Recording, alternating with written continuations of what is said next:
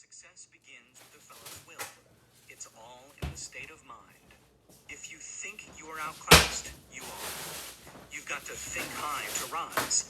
You've got to be sure of yourself before you can ever win a prize. Life's battles don't always go to the stronger or faster man.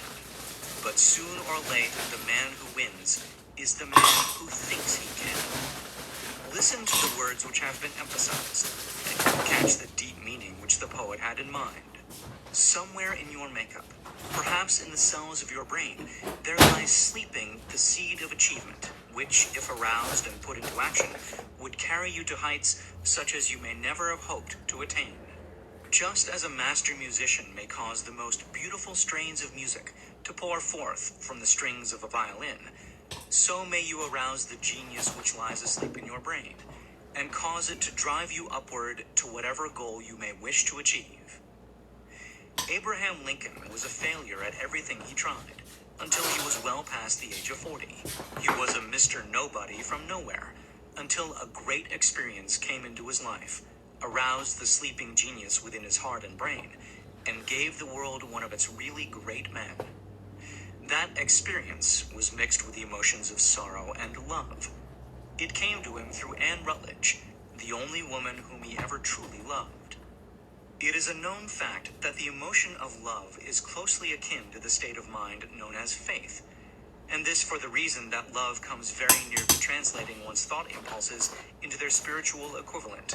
During his work of research, the author discovered, from the analysis of the life work and achievements of hundreds of men of outstanding accomplishment, that there was the influence of a woman's love back of nearly every one of them.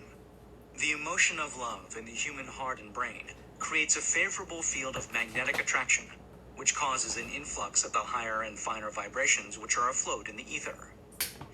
If you wish evidence of the power of faith, study the achievements of men and women who have employed it. At the head of the list comes the Nazarene.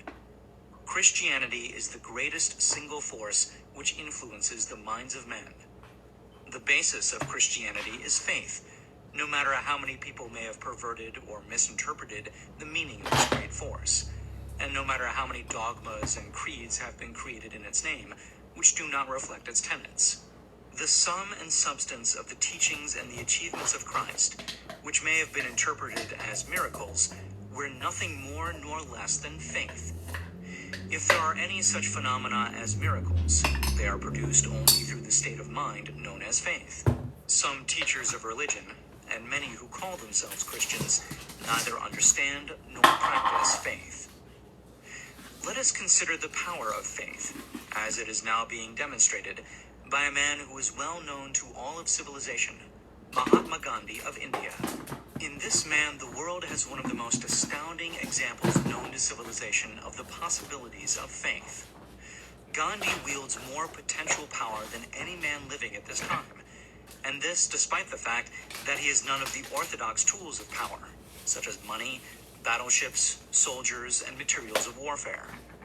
Gandhi has no money. He has no home. He does not own a suit of clothes, but he does have power. How does he come by that power?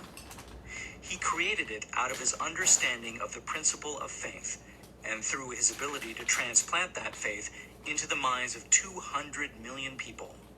Gandhi has accomplished, through the influence of faith, that which the strongest military power on earth could not and never will accomplish through soldiers and military equipment. He has accomplished the astounding feat of influencing 200 million minds to coalesce and move in unison, as a single mind. What other force on earth, except faith, could do as much? There will come a day when employees as well as employers will discover the possibilities of faith.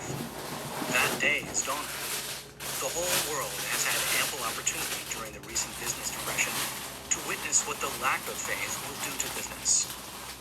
Surely civilization has produced a sufficient number of intelligent human beings to make use of this great lesson which the depression has taught the world. During this depression, the world had evidence in abundance that widespread fear will paralyze the wheels of industry and business.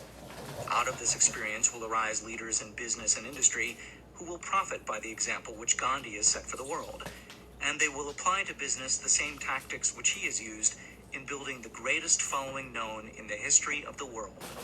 These leaders will come from the rank and file of the unknown men, who now labor in the steel plants, the coal mines, the automobile factories, and in the small towns and cities of America.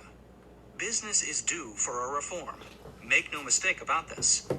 The methods of the past, based upon economic combinations of force and fear, will be supplanted by the better principles of faith and cooperation. Men who labor will receive more than daily wages. They will receive dividends from the business, the same as those who supply the capital for business. But first they must give more to their employers, and stop this bickering and bargaining by force, at the expense of the public. They must earn the right to dividends. Moreover, and this is the most important thing of all, they will be led by leaders who will understand and apply the principles employed by Mahatma Gandhi. Only in this way may leaders get from their followers the spirit of full cooperation, which constitutes power in its highest and most enduring form. This stupendous machine age in which we live, and from which we are just emerging, has taken the soul out of men. Its leaders have driven men as though they were pieces of cold machinery. They were forced to do so by the employees who have bargained, at the expense of all concerned, to get and not to give. The watchword of the future will be human happiness and contentment. And when this state of mind shall have been attained, the production will take care of itself. Collectively,